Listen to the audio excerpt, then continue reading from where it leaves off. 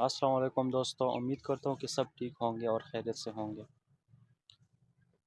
दोस्तों आज कुछ सीन ये है कि घर में बहुत ठंड था तो बाहर आया, और जब बाहर आया तो गर्मी लग रही है। अब आप लोग बताइए मैं क्या करूँ। ना गर्मी बर्दाश्त की है और ना ही ठंड। हाँ, ये मौसम काफ़ी प्यारा है, ठंडी ठंडी हवा चल रही है तो बहुत मज़ा आ रहा है।